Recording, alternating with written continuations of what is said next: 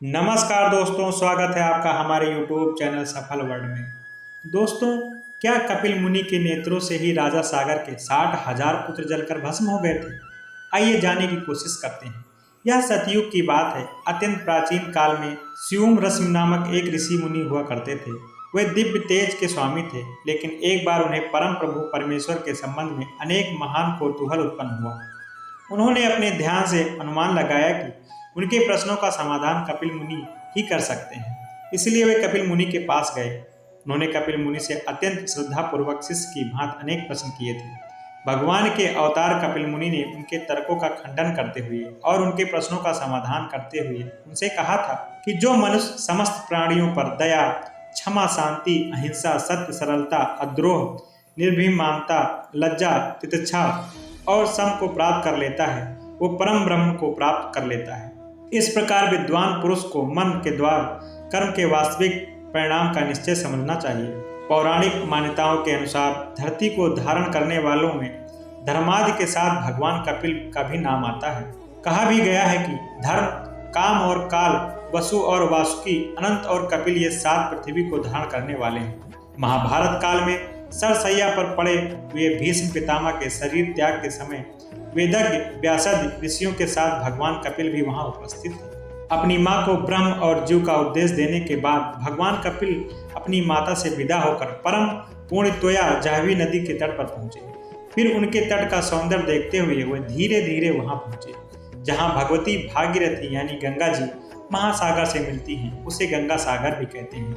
ऐतिहासिक दृष्टि से यह जानना महत्वपूर्ण है कि उस समय धरती पर यानी कि आर्यावर्त में गंगा जी का अवतरण नहीं हुआ था।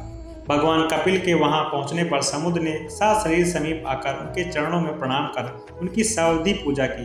यह दृश्य देखकर आकाश से देवता तथा सिद्धादि परम प्रभु का स्तवन करते हुए उनके ऊपर दिव्य पुरुषों की वर्षा करने लगे। भगवान कपिल मुनि वहां निवास करने की इच्छा जानने पर समुद्र की प्रसन्नता की सीमा न रही। उसने इसे अपना परम सौभाग्य समझा। तब से वे भगवान के अवतार कपिल मुनि वहीं समुद्र के भीतर रहकर अपना तप और अनुसंधान करते थे। वर्ष में एक दिन मकर संक्रांति के दिन समुद्र ने वहां से हट जाने का वचन दिया था, जिससे उस दिन वहां जाकर दर्शन करने वाले अच्छे पुण्य प्राप्त कर सके। आज से हजारों साल पहले राजा सागर के 60,000 बलिष्ठ पुत्र यज्ञ के घोड़े की खोज के लिए धरती को खोदते हुए तपोमूर्ति भगवान कपिल के आश्रम पर पहुंचे और उनकी धर्षणा करने पर उनके नेत्र की ज्वाला से भस्म हो गए। बाद में उनके उद्धार के लिए भागीरथ जी ने धरती पर गंगा जी का अवतरण संभव कराया। भगवान कपिल मुनि सांख्य दर्शन के प्रवर्तक हैं। आप भगवत धर्म के मुख्य 12 आचार्यों में से एक हैं। आपका एक नाम चक्रधनु भी है। एक बार विष्णु वाहन गरुड़ ने महर्षि गालो को बताया था, सूर्य के समान तेजस्वी महर्षि कंदर्प से उत्पन्न हुए चक्रधनु नामक महर्षि इसी दिशा में रहते हैं, जिन्हें सब लोग कपिल देव के नाम से जानते हैं। उन्होंने ही सम्राट सागर के पुत्रों को भस्म कर दिया था।